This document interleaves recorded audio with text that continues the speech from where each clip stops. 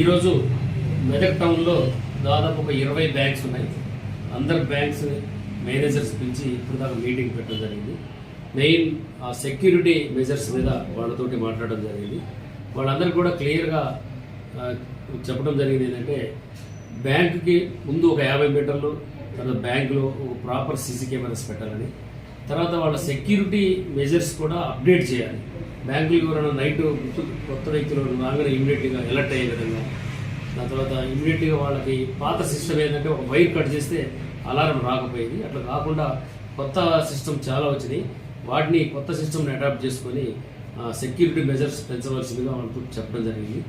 అది కాకుండా ఏటీఎంస్ కూడా ఉంటాయి వాళ్ళ బ్యాంక్స్ కింద.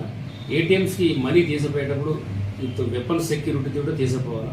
ఎందుకంటే ఇంతకుముందు ఉండేది, అది ఇప్పుడు తీసేసి ఎవరికో వీళ్ళు సిఎంఎస్ వాళ్ళకి ఇవ్వడం వల్ల వాళ్ళు ప్రాపర్ సెక్యూరిటీ లేకుండా పోయి ఆ ఏటీఎంస్ లోడ్ చేసేటప్పుడు కానీ ట్రాన్స్పోర్ట్ చేసేటప్పుడు కానీ ఇన్సిడెంట్స్ జరుగుతున్నాయి. మీరు రీసెంట్గా బీదర్లో కూడా జరిగిందండి. దాని తర్వాత ఇది కాకుండా కూడా ఏటీఎంస్ కూడా ఎవరైనా టచ్ చేస్తే వాళ్ళ హెడ్ ఆఫీస్లో సిగ్నల్ పోయే విధంగా కూడా వాళ్ళకి సెక్యూరిటీ మెజర్స్ ఉన్నాయి, అవి కూడా పెట్టుకోమని వాళ్ళందరికీ చెప్పడం జరిగింది. మన టౌన్ ఇన్స్పెక్టర్ గారు ఇప్పటి నుంచి ప్రతి బ్యాంక్ కూడా ఒక 1 వీక్లో 20 బ్రాంచ్లు కూడా తిరిగి ఆ సెక్యూరిటీ ఏమేమి వీక్ ఉన్నాయి, ఎక్కడెక్కడ అప్డేట్ చేయాలో అవి కూడా చెప్పడం జరుగుతుంది.